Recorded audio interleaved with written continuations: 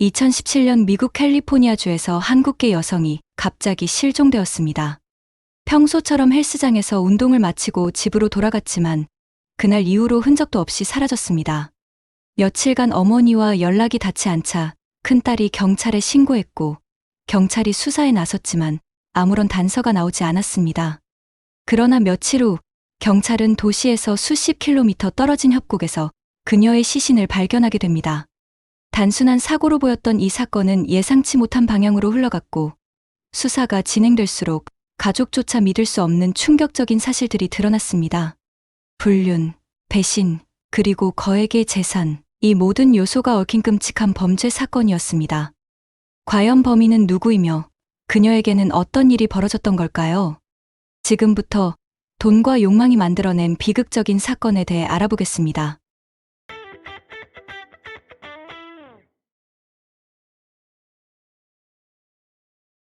이 사건은 미국 캘리포니아주 홀리스터라는 작은 마을에서 발생하였습니다.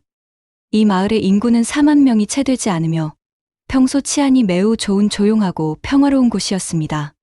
피해자인 지모는 바로 이 마을에서 살고 있었습니다. 한국에서 자란 지모는 성인이 된 후 병원에서 간호사로 근무하였습니다. 그리고 1992년 그녀는 지상님이라는 남성을 만나 연인 관계로 발전하였습니다. 두 사람은 동갑이었으며 서로 빠르게 가까워졌습니다. 2년 후인 1994년 두 사람은 결혼하였고 얼마 지나지 않아 두 딸을 출산하며 단란한 가정을 꾸렸습니다. 한국에서의 생활은 안정적이었지만 지모는 늘 미국에서 살아보는 것을 꿈꾸고 있었습니다. 결국 1999년 그녀의 오랜 바람이 이루어졌고 가족과 함께 미국으로 이민을 떠나게 되었습니다. 그 후 지모는 계속해서 캘리포니아주 홀리스터에서 거주하였습니다. 미국으로 이주한 후 그녀는 한 식당에서 일을 구해 레스토랑 웨이트리스로 일하기 시작하였습니다. 지모는 언제나 적극적이고 활기찬 태도로 일했으며 얼굴에는 늘 밝은 미소가 가득하였습니다. 덕분에 그녀는 빠르게 현지 생활에 적응하였고 동료들과 고객들과도 친밀한 관계를 맺으며 좋은 친구가 되었습니다. 두 딸 역시 미국 생활에 빠르게 적응하였으며 영어 이름으로 개명하였습니다. 지모는 매우 친절한 사람이었으며 주변에서 어려움을 겪는 사람들을 자주 도왔습니다. 덕분에 이웃들도 그녀를 무척 좋아하였습니다. 한 이웃은 인터뷰에서 이렇게 말하였습니다. 지모는 식당에서 몇 년 동안 일하다가 그만두고 직접 셀프 세탁소를 열었습니다. 그녀의 세탁소는 지역에서 큰 인기를 끌었고 많은 사람들이 찾는 곳이 되었습니다. 몇 년이 지나면서 지모 가족은 홀리스터의 고급 주택가로 이사하였습니다. 그녀 명의로 된 부동산도 여러 채가 늘어났으며 어느새 수천만 달러의 자산을 보유한 부유한 가정이 되었습니다. 그렇다면 그들은 어떻게 갑자기 부자가 된 것일까요? 공개된 자료에는 이에 대한 명확한 설명이 없었습니다. 일부 사람들은 그들이 복권에 당첨되었을 가능성을 제기하기도 하였습니다. 부유해진 이후 지모는 두 딸을 로스앤젤레스 최고의 사립학교에 진학시켰습니다. 그러나 그녀 자신의 삶은 크게 달라지지 않았습니다. 여전히 세탁소를 운영하며 성실하게 생활하였습니다. 모든 사람들이 부자가 되는 것을 꿈꾸지만 재산이 행운만을 가져다 주는 것은 아닙니다. 때때로 예기치 못한 불행을 초래하기도 합니다. 로스앤젤레스 경찰국은 한 소녀로부터 신고 전화를 받았습니다. 전화를 건 사람은 지모의 큰딸이었습니다. 로스앤젤레스 경찰은 사건 내용을 파악한 후 즉시 해당 사건을 홀리스터 경찰에 이관하였습니다.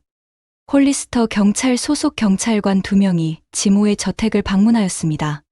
그러나 집에는 지모의 남편, 지상님 외에도 또 다른 여성이 있었습니다. 뜻밖의 인물의 등장에 경찰은 당황하였지만 지상님은 서둘러 해명을 하였습니다. 경찰은 그에게 몇 가지 질문을 던졌지만 지상님은 계속해서 일관된 답변을 하였습니다.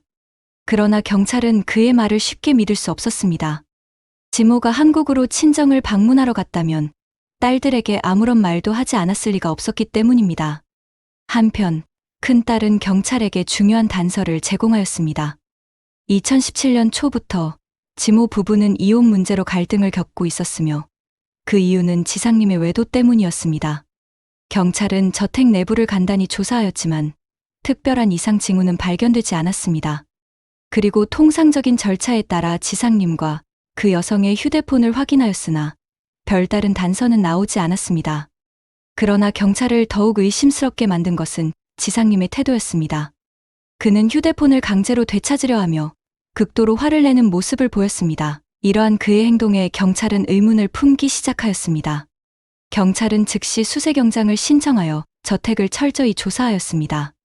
거실의 바닥에서는 표백제로 닦은 흔적이 발견되었으며 법의학팀이 혈흔 반응 검사를 실시한 결과 바닥에 다량의 혈흔이 존재했던 것으로 확인되었습니다.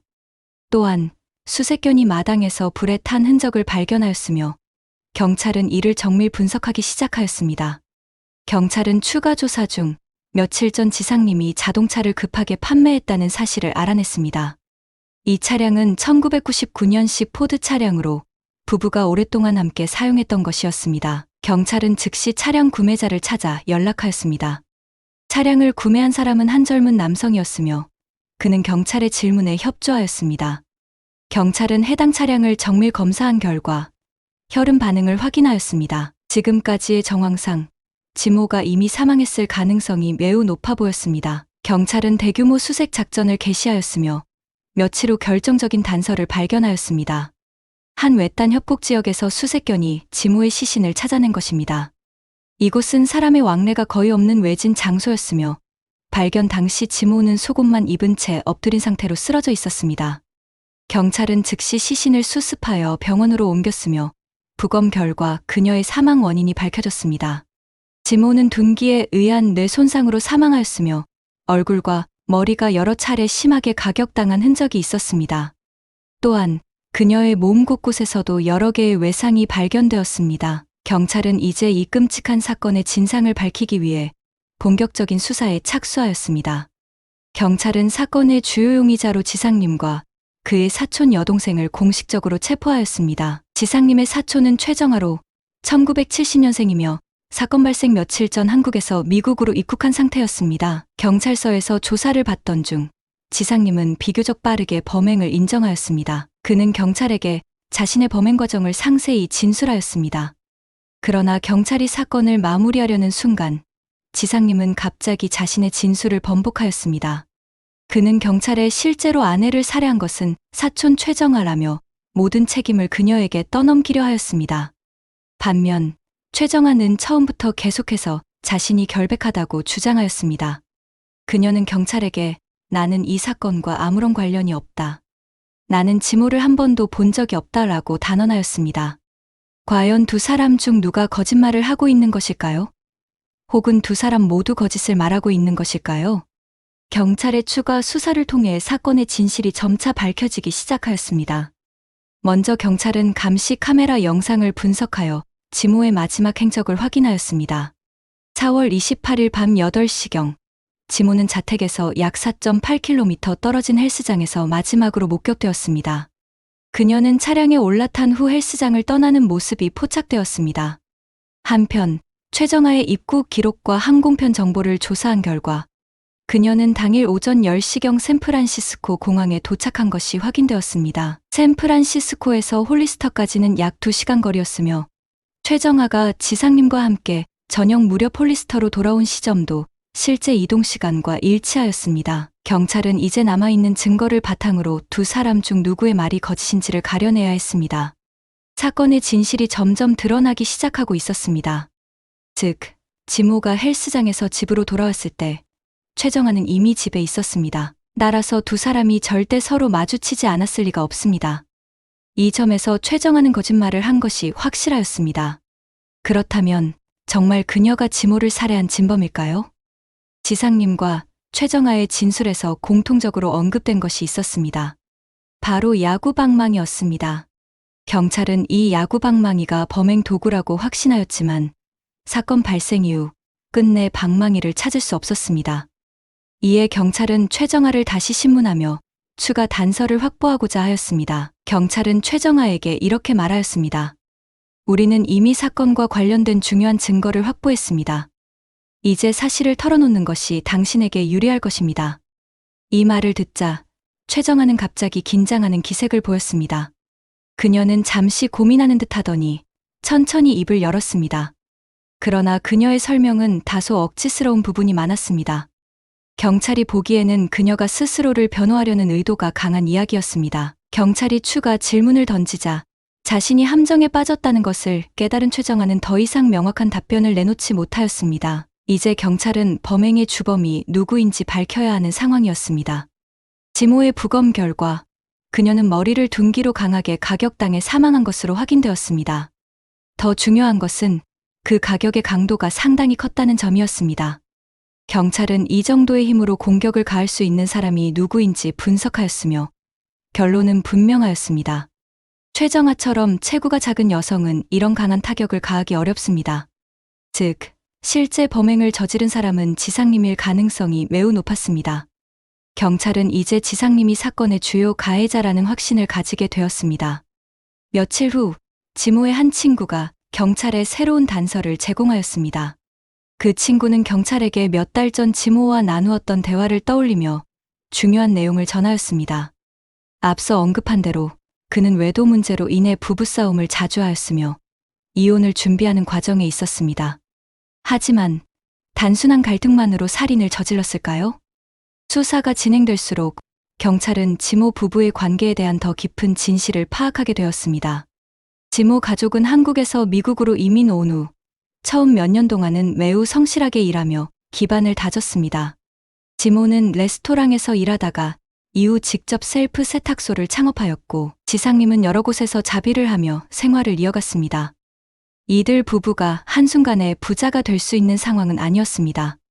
그러나 어느 날 이 가족은 엄청난 재산을 손에 넣었고 홀리스터의 고급 주택가로 이사하며 여러 채의 부동산을 소유하게 되었습니다. 그들의 자산은 수천만 달러의 규모로 급증하였으며 이 시점부터 지상님의 태도가 급격히 변하기 시작하였습니다. 부자가 된 후 지상님은 더 이상 일을 하지 않았습니다. 그는 매일 아무것도 하지 않고 빈둥거리며 시간을 보냈고 점점 더 위험한 취미에 빠져들었습니다. 특히 그는 총기 수집에 집착하기 시작하였으며 그의 집에는 20여 정의 소총과 여러 자루의 권총이 보관되어 있었습니다. 이러한 남편의 변화에 지모는 큰 불안을 느꼈으며 이를 막기 위해 여러 차례 시도하였습니다. 그러나 그녀의 모든 노력은 실패로 돌아갔습니다. 지모는 점점 남편이 위험한 방향으로 변해가고 있음을 직감하였지만 그 변화가 결국 자신의 목숨을 위협할 것이라고는 상상하지 못하였습니다. 어느 순간부터 지모는 남편의 충격적인 비밀을 알게 되었습니다. 그녀가 발견한 사실은 도저히 용납할 수 없는 일이었고 분노를 참을 수 없었습니다. 지상님은 외도를 저지르고 있었습니다. 더 충격적인 것은 그의 외도 상대가 다름 아닌 사촌 여동생 최정아였다는 사실이었습니다. 지상님은 매일 몇 시간씩 방 안에서 최정아와 영상통화를 하였습니다. 심지어 그녀를 미국으로 초대하기 위해 비행기표까지 구매해 주었습니다. 그리고 결국 최정아는 한국에서 미국으로 건너왔으며 두 사람은 지모의 눈앞에서 거리낌 없이 부적절한 관계를 이어갔습니다. 이 모든 상황을 직접 목격한 지모는 더 이상 참을 수 없었습니다. 결국 지모는 지상님에게 이혼을 요구하였습니다. 하지만 재산 분배 문제에서 합의가 이루어지지 않았습니다. 지모는 남편이 외도를 저질렀으므로 그에게 재산을 줄 이유가 없다고 주장하였습니다. 반면 지상님은 자신이 최소한 재산의 절반 이상을 가져가야 한다고 요구하였습니다. 이 문제로 인해 두 사람은 격렬한 다툼을 벌였으며 갈등은 더욱 깊어졌습니다. 이 모든 정황을 종합해보면 지상님의 살인 동기는 재산 독점일 가능성이 매우 높았습니다. 그는 이혼 과정에서 불리한 입장에 놓이자 차라리 아내를 없애고 모든 재산을 차지하려는 계획을 세운 것이었습니다.